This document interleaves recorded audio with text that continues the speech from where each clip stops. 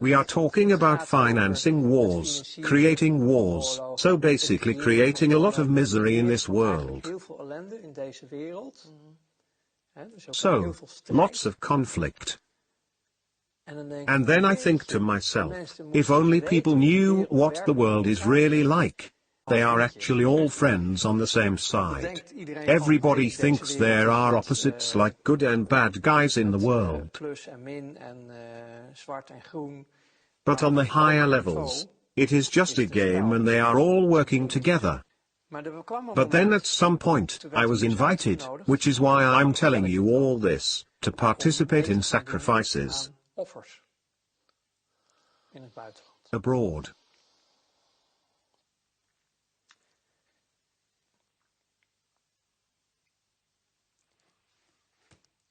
That was the breaking point. Children. To put it carefully, most of these people followed a not very mainstream religion. So, you have Catholics, Protestants, all sorts of religions. These people, most of them, were Luciferians. And then you can say, religion is a fairy tale, God doesn't exist, none of that is real. Well, for these people, it is truth and reality. And they served something immaterial, what they called Lucifer.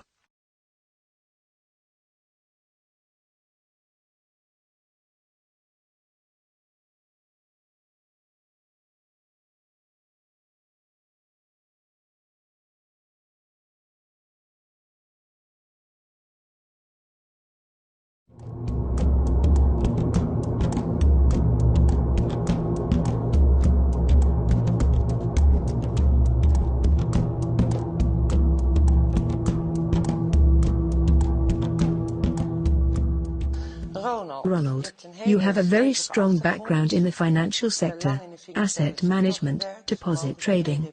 As far as I understood, can you tell us something about your experiences? For how long did you work there? Well, my experiences are more complicated than what you mentioned just now. Actually, I have been an entrepreneur my entire life. Independence being the key component to me. I have once tried being an employee, but that didn't work out. Being an entrepreneur, I have seen many sectors, amongst which I have experienced the financial world.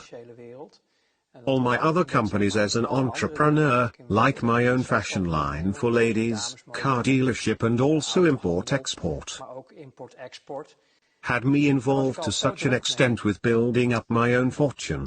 It inherently guided me into the world of finance. Working in import-export, you encounter different currencies and you have to go to the exchange to trade through brokers.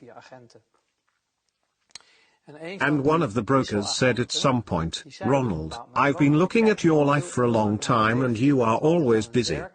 You earn money, we know, but what is your goal?" And I replied, "The only goal I have as an entrepreneur is to earn as much money as I possibly can. Because, the more money I have, the quicker I can retire, be free and of course have status. Basically everything you want in this society, or at least, that's what I thought back then." So the broker said, "In that case, stop what you are doing now, stop with all those companies and just start dealing money, go into the financial world." And that is the beginning of that situation that is connected to your original question. The broker had a place in the exchange market and he dealt in currencies, deposits, so trading in assets to make money out of differences in interest rates, and that involved the aforementioned asset management.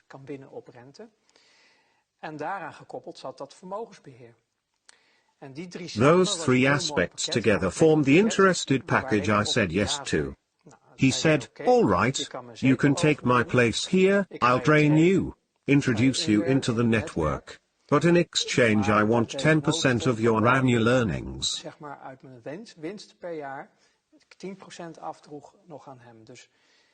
So he basically sold me his spot in the financial world and asked a 10% commission, which I paid him.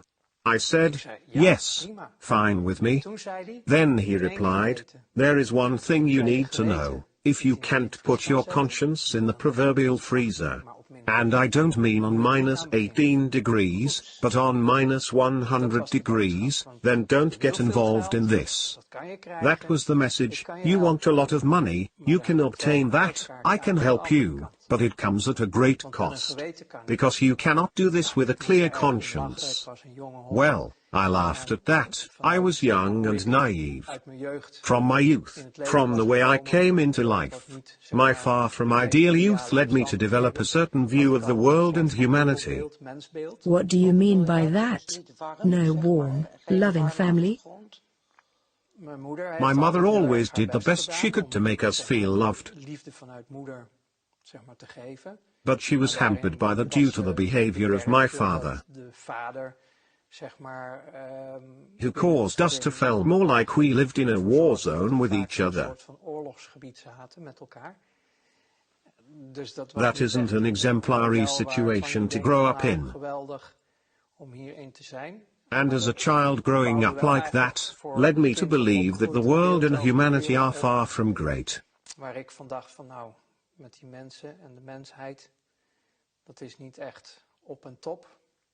So putting your conscience in the freezer was fitting in as a starting point? I was partially already used to doing that out of self-preservation. So to put my conscience in the freezer was not an impossible task to me. So it became a survival mechanism to you? Yes, yes.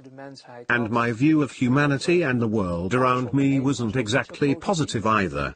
I only thought of myself, that the way I grew up to be out of self-preservation, and I got into that deal. Which meant that slowly I built up a customer base. And as I improved my skills within the network, I got deeper into the financial world.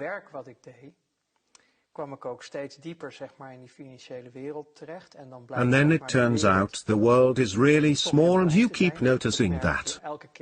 Even when I was still working in import-export, dealing in grain and such, you notice it is just a small circle.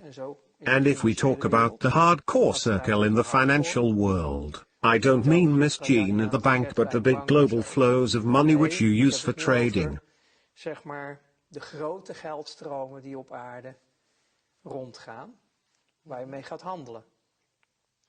You are talking about worldwide cash flows, so not the Netherlands in particular where you started working?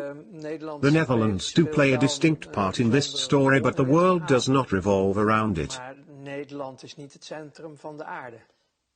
The Netherlands are a part of a large global financial system, in which you work through exchange mark if you want to do official transactions.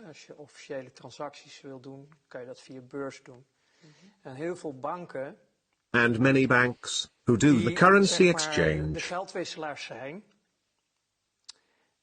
get certain assignments from clients, which they can't get away with easily.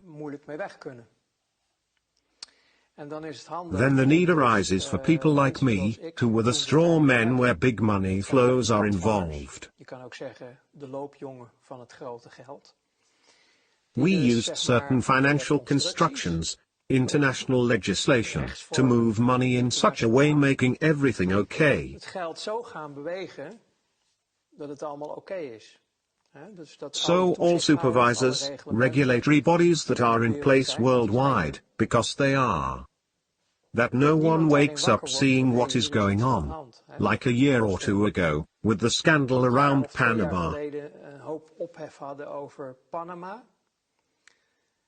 The Panama Papers.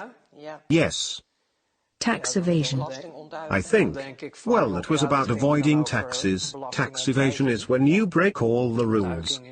This had to do with avoiding. But when you see what happened there, I'm like, guys, that is old news. And who are you bring with that, because it is peanuts and hardly relevant. However, for the common people, that is great news, but it is not anything big. But it does show there is something very wrong in this world. For example, there are people in the Netherlands, with certain positions, who have bank accounts in Panama, with legislation that allows them not to pay taxes in the Netherlands, which is completely legal. Constructions like that were part of my job. When we had to change currency, we had changes, the first boycotts in Iraq in the early 90s.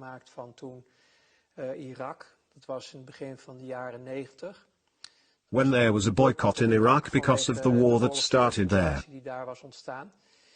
And we were confronted with what we called Iraqi dollar. Iraqi dollars, which were actually American dollars. The American dollar has a direct relation to the oil prices, which made it a world trading currency backed up by oil. As long as that connection is in place, the dollar has a value. Officially, the Iraqi people weren't allowed to sell their oil due to the boycott. In theory that is, because never before there was such a big business in oil. With discounts in this case, because officially it wasn't allowed, so with discounts it still crossed the borders. These dollars, because the energy was always paid in the dollars, so the Iraqi dollars had to go somewhere. You couldn't just take them to the desk at the bank because of all the regulations and checks that provide a certain protection. Because money laundering and criminality wasn't anything new back then, now we call it terrorism. But that was then also the case. So, then you need people to take the heat. As straw men, you got invited to a bank, for example, in Germany's, with basements full of trucks filled with money. And then you think, sure. Trucks. Transports. A busy company. Come with me. Then they show you they are all filled to maximum capacity with dollars. And they tell you we need to get rid of all this cash. So change them pounds, German marks, this, that, in such way, and it needs to go there and there. Are we now talking about money laundering? Well, processing cash. Processing cash in such a way that we can legally reintroduce it into the money circuit. So that was your task? That was an assignment my colleagues and I got. You are never alone on an assignment, because you cannot do this on your own. It is not possible. We all know Scrooge McDuck scooping money with his shovel. Well, we literally had to do that over there. It was impossible to process all at once. So, then you need to find a way. Cash used to be the predominant way of paying, where nowadays most is digital. But you tried to find a way to process the cash. How do you reintroduce the cash into the circuit so Iraq can deal in its oil without being hampered? Because they are the ones that own the money. Iraq doesn't want. Look, you mentioned money laundering, but what it was about the boycott, Iraq had to stick to the rules, and buy, everything you want to know about the world. You can know by following the money. That is the bottom line. Everyone can say blah, blah, blah, but make sure you follow the money, then you'll find the truth. Same thing goes for that situation. So the only thing Iraq and their buying partners wanted was to remain free of any accusations. Because the partners who bought it were the ones placing the boycott in the first place, but they are actually all friends on the same side. Everybody thinks there are opposites like good and bad guys in the world. But on the higher levels, it is just a game and they are all working together. However, they do have to stick to the rules and regulations they themselves have created to keep the rest of society suppressed and make sure that it will not be too crowded at the top. So you have to play by your own rules. So what is going on there is to make sure that nobody can trace you, Apart from the elite themselves, nobody in lower ranks can find out what really happened. Compartmentalized, that's how we call it. Yes. Everyone knows only his own little piece. Only the elite knows what is happening. Yes, but because we were doing the dirty work, we had to know a lot. Because we couldn't afford to make any mistakes. How high in the pyramid did you get? Were you close to the top of the pyramid? Well, we were communicating with them. My ego would have loved it when I got to this position of belonging to the top itself. Nowadays we still talk about 8,000 to 8,500 people in the world who run the entire world. It would have been amazing to get into such a position back then. Alright, but if we say the top knows 100%, can you estimate how much you knew and understood of what happened? In my work, I had to know 100% of what was going on. There was no other way, because of the interests of the people involved were huge. Especially for the top. If I wouldn't know all the details, I would end up making mistakes. Which would cause a spin-off, because those mistakes would be detected. Then the people that don't know anything about it would interfere. We are talking about having nerves of steel to function at this level. So did you have nerves of steel? Yes, it worked just fine. The freezer worked very well for you. Yes. I played at the highest level for about 5 years. And then it was totally over, out and done with. That was a very intense moment for me. That happened suddenly? Well, no, the thing is, I gave a small example of what was involved. So, in this case, currency exchange, dollar to something else, deposited in a safe manner, and managing assets well, so it could grow to rate of return, leading to reinvestments with the money. The level I played at in those 5 years, and that didn't happen overnight. You need to earn your place. I am skilled at connecting the dots, information in order to achieve a full picture of all the things involved.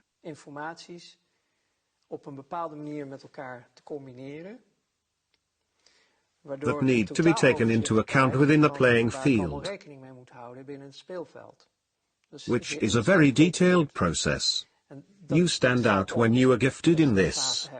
This is the reason I was trusted with the full 100% of the information where it concerned my jobs. So, I didn't know about everything they knew, but everything that I needed to know regarding the case I was working with colleagues. I was often put in the leading role, because I kept a good overview of the situation. You're good at making quick switches. Yes, and I was good at innovative thinking to solve the problem. I had fun, creating solutions in such a way to always stay ahead and outsmart them. Staying within the rules of the game but playing around with them to make everything match up. I love that game. However, on the other hand, you had a great amount of responsibility and you learned more and more about the real world, since through the financial world you learn all of the actual truth. So you say all, in what regard? Well, your clients give you glimpses of how the world really works. In hindsight, I still didn't know everything. But I did know a lot. Because my clients were banks who didn't want blood on their hands. But within those banks there always is a number of people who know damn well what is going on. So, like 1% within a bank knows the truth of the matter regarding the happenings within the world. Which is not surprising, considering they are involved in the flows of money. Those are your clients. You also have governments to deal with, multinationals, You have to deal with secret services, and what they now call terrorist organizations. You get all of the groups that are involved with the big money as clients. Then you start seeing the connections, so they might be compartmentalized as you just mentioned, regarding knowledge. But because I am in the middle, I see how they relate to another. You see the money coming from this place, then going to that place, etc. You keep gaining information and thereby an overview of what is really going on. So do you have to serve and keep all of those groups happy, including terrorist organizations? You were trying to keep everybody happy? Yes. My God. That was my job. Keeping all the balls in the air. Yes, indeed. So one of the things that I found out, I did not know that before, but now I do, is about secret services. You think they are there to serve and protect a people, country, etc., but they actually turn out to be the criminal organizations, to be more precise. The system is heavily so. We are talking about financing wars, creating wars, so basically creating a lot of misery in this world. So, lots of conflict. And then I think to myself, if only people knew what the world is really like. Secret services will stop at nothing. Nothing. But they also have their flows of money, because if they are trading in drugs or weapons or, for that matter, people, all that money has to go somewhere. Everything has to be financed. You say if, but you could confirm they are doing this? All of them? All of them? So the entire world as we think we know it, is just an illusion we believe in. Which is something you find out in this line of work and where it all went wrong for me, to put it that way. Right. You mean, finally that is. In hindsight, yes, it was for the best, but my freezer started to malfunction. There were things happening. For example, I went to a different trade market and one of my colleagues there said, "Ronald, you remember that case with the Italian lira? I sometimes mention that during talks as well. Do you remember those deals, in which we did massive dumping of the lira, which reduced the value of the currency? Which caused a company in Italy to be hit in such a way, they went bankrupt. And then you hear at the exchange, you remember that successful deal with the lira? Yes. And then they say, did you know that the owner committed suicide and left a family behind? Things like that. And back then we laughed at it. Altogether, all of us. We looked down on people, mocked them. It was just a product, waste. Everything was worthless trash. Nature, the planet, everything could burn and break. Just useless parasites. Just as long as we met our goals, as long as we were growing, many of my colleagues ended up drinking or using drugs. Not me. Maybe I should have. Or not. No, in hindsight, it was for the best and I'm happy to still be alive. However, all those horrible things started to eat at me. Can you give an example, because I can sense a lot of terrible things happen to you? Yes. It is difficult for me to talk about. I can feel that, but only whatever you wish to share is all right. Yes. I only talk about things I want to tell. But it does evoke lots of emotions, and with my conscience not being in the freezer, it touches me deeply. Yes, I feel the same way. All right. Can you tell me the worst thing that has happened that caused the tipping point in your situation? Well, that was the beginning of the end. You get so deep into these circles. And you sign a lifetime contract, not with blood or anything, to never disclose names of companies, organizations or people. I think that is why I am still alive. You have to stick to it. If we are talking about the worst things that I have experienced, I just told you about things that made the freezer glitch. My conscience started to show itself. Let's put it this way. I was training to become a psychopath and I failed. I did not complete the training and didn't become a psychopath. My conscience came back, and the most difficult part for me was, because I had such a great status there, I was a success. I was trusted with the people playing at this level. Mensen in deze wereld die dus op dat niveau speelden.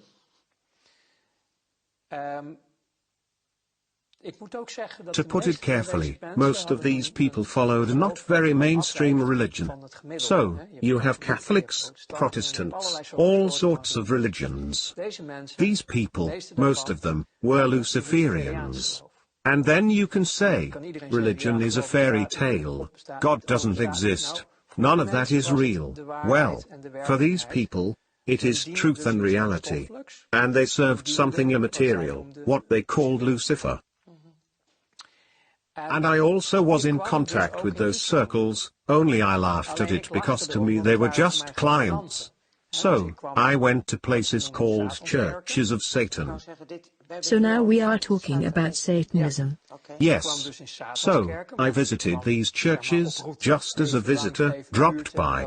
And then they were doing their holy mass with naked women and liquor and stuff. And it just amused me. I didn't believe in any of this stuff, and was far from convinced if any of this was real. It was just a spectacle to you. Yes. In my opinion, the darkness and evil is within the people themselves. I didn't make the connection yet. So I was a guest in those circles, and it amused me greatly to see all those named women and the other things.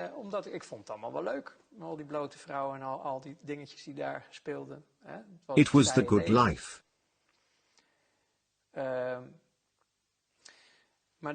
But then at some point, I was invited, which is why I'm telling you all this, to participate in sacrifices abroad.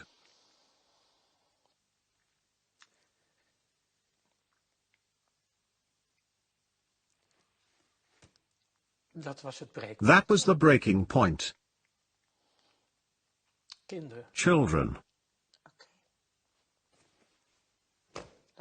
You were asked to do that? Yes. And I couldn't do that.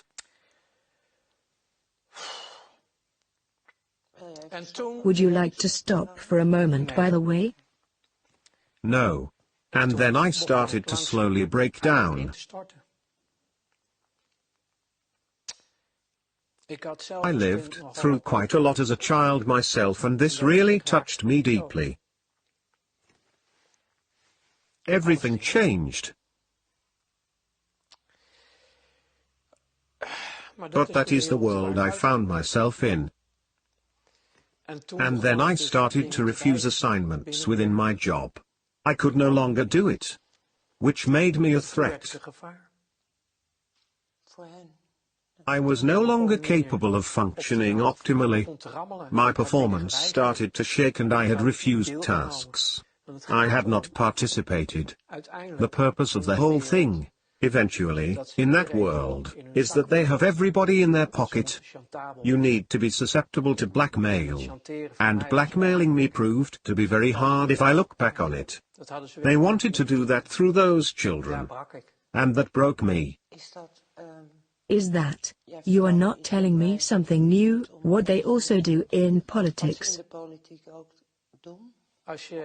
If you Google this, you'll find enough worldwide witness accounts to know this isn't a Walt Disney fairy tale.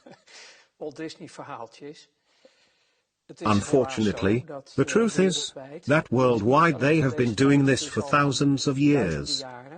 I once studied theology, and even in the Bible you find references to these practices with Israelites.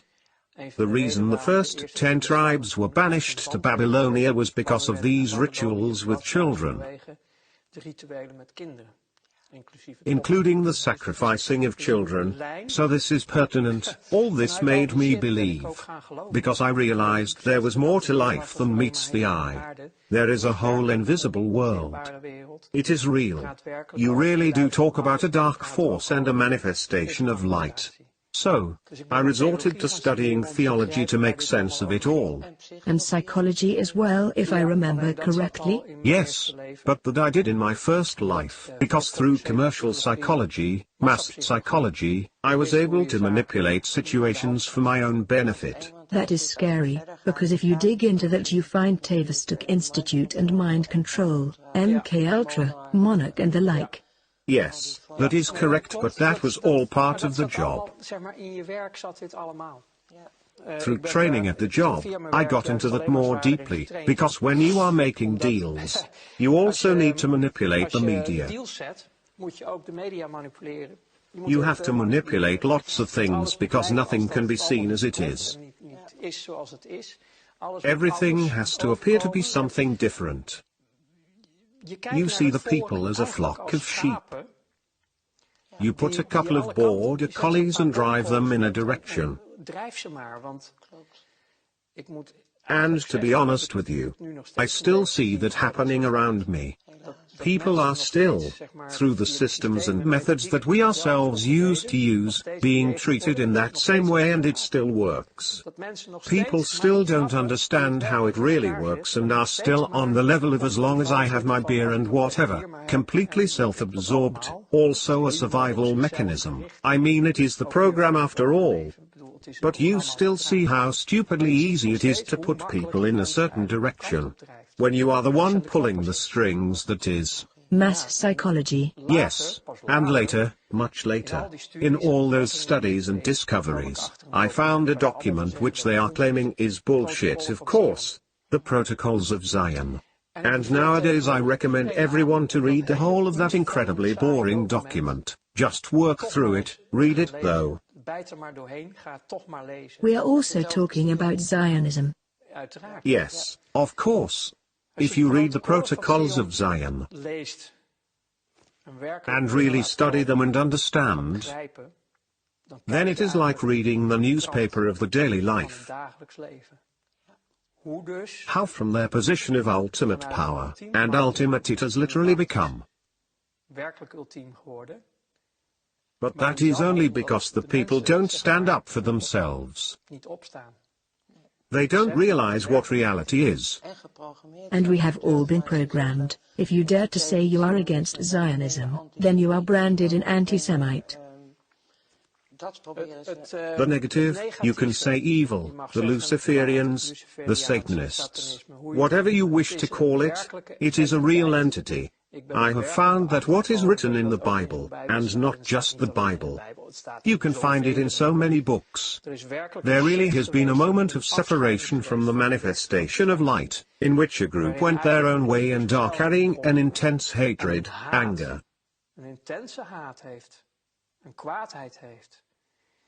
The people who do not underestimate the severity of this are but few. Because this is an all-annihilating force that hates our guts. It hates creation. It hates life. And it will do anything to destroy us completely. And the way to do that is to divide humanity. Divide and conquer is their truth. Humanity is a manifestation of light. That is the true creation. As long as you divide them based on political parties, skin color, you name it, then you, from a Luciferian point of view, that is, suppress the full capacities of your enemy, their full power. They can't stand up for themselves. Because if that would happen, the Luciferians would lose. Then this monster, the greedy monster, would disappear. I tell people about this old American general who puts an entire room of people in the dark. The eyes adapt to the darkness, but you can't see a thing. The general doesn't say a word and suddenly he flicks on a lighter, one little light. And due to the prolonged darkness, You experience a manifestation of light from a single point and everyone can slightly see each other again. And then he says, that is the power of our light. Beautiful. Unite. Unite. Come together. And this entire shit story ceases to exist. That's how fast it could happen. But that is easy for me to say now. But then I was in a period of my life in which I was crumbling down. Could you tell us something specific about that? How did that happen? Because you were invited. I started to refuse assignments. My conscience came back after the request involving the children and I started to refuse more and more. I had a conscience and I couldn't function anymore. But you did still show up at work after that? I didn't really have a choice. I had my own business with several offices and employees. Everything was still rolling. It must have been hard. Yes, it got very hard, all the tensions. So, on the one hand you are playing with money on a high level, in which you can't afford to make mistakes. Otherwise everything falls down at once. Your entire business is ruined, everybody involved, including yourself. Then you are really screwed. So that brings a lot of stress, factoring in the resurfacing of a conscience. I was warned off when I got into this. Don't do it if you can't put your conscience at minus 100 degrees in the freezer. And you probably realized that then? Yes, I heard myself laugh at it back then, but it wasn't a joke at all. I totally did not understand where I really got into. And your proverbial freezer was switched off? Broken. I couldn't do it anymore. So, I tried to work through it, keep up appearances. I didn't know how to get out of this. I was trapped as well. Everybody was trapped. This all led me to crash completely eventually. My body just simply stopped. The first thing I saw was my mother crying at the intensive care. You ended up at the IC? Yeah, I really shut down. You had literally crashed? Yes. Yes. At that time I didn't believe in anything, not I can still recall how I saw. From that corner, I was looking down upon myself. I saw how they were working on me. You had a near-death experience. Well, you could call it that. I have seen I am not my body. I'm in my body. But I am not just my body. I have seen them working on me. And later on, I've been reluctant to talk about it for a long time. I really talked about it much later. But when I did, I had researched so many things already and started to believe. I was starting to better understand the spiritual and the material. At that point, this intense experience got its own place. The realization that I'm not my body. It's just a vessel. So, I lived through all of that, but I also needed a long time to recover. Yes, of course. Yes, I was a train wreck. Complete wreck. I was completely burned out. I had crashed and the body needed a year to recover.